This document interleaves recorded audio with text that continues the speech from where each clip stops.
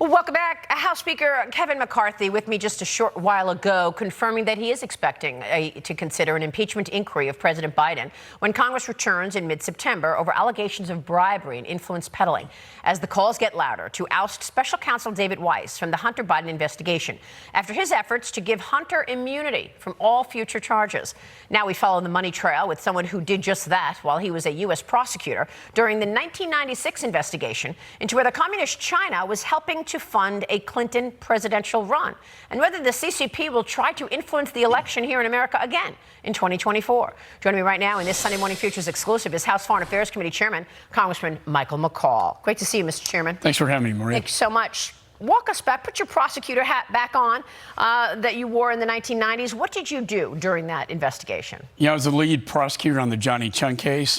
Johnny Chung cooperated with us, led us to the director of Chinese intelligence and China Aerospace, putting money in his Hong Kong bank account to then transfer to the DNC and to President Clinton's campaign.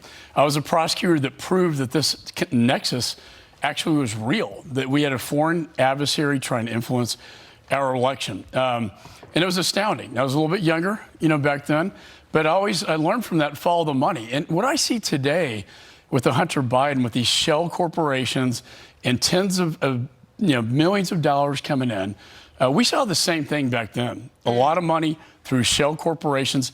This is the way that China operates. It's their MO. To make things worse, at the end of the day, when the case was over, my FBI agent, J.J. Smith, was indicted for espionage for sleeping with a Chinese spy. There you go. An FBI asset he cultivated for 10 years, and she was reporting back to Beijing.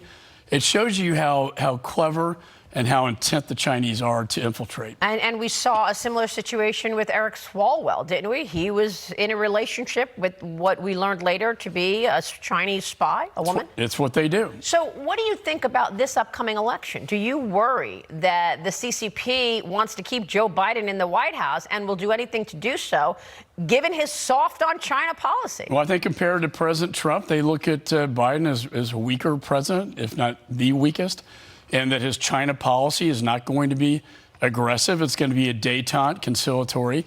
And so I, anticipate that there probably is money flowing into the United States to various candidates, but potentially to help President Biden get reelected. Well, do you think that's why the Democrats are always talking about Russia, Russia, Russia, and they don't focus on the behavior out of Communist China? Isn't this an issue that we would all agree on?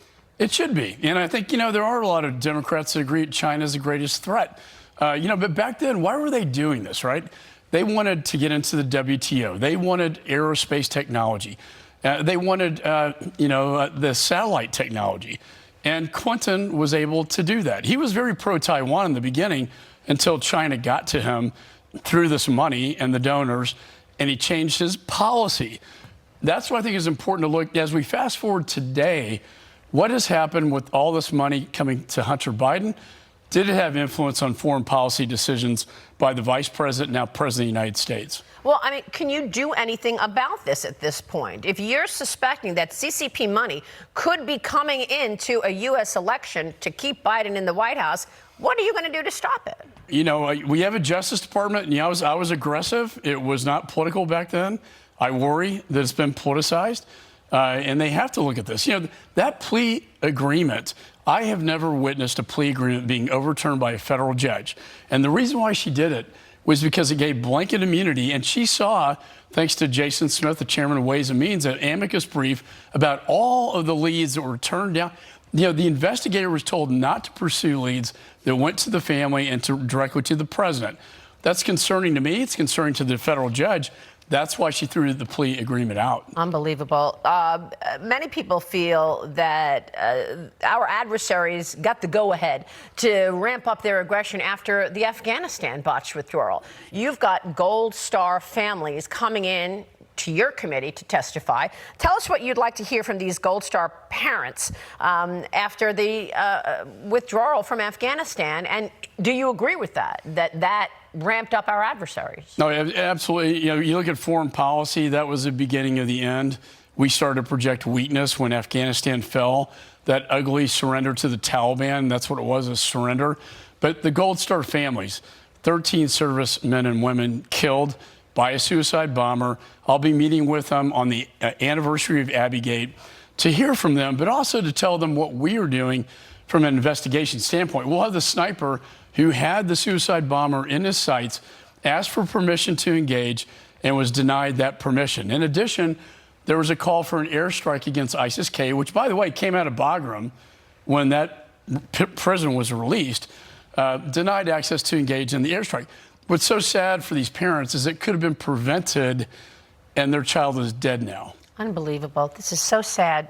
But since that time, Marie, it's so important to say, we saw satellite imagery after Afghanistan, the Russian Federation moving in, Chairman Xi, Beijing, meeting with Putin, unholy alliance, threat to Europe, threat to the Pacific. So you saw it all happening right after Real the withdrawal. Unbelievable. Mr. Chairman, it's good to have you this morning. Maria, thanks for having me. Thank you so much. House Foreign Affairs Committee Chairman, Congressman Michael McCaul. Thank you so much.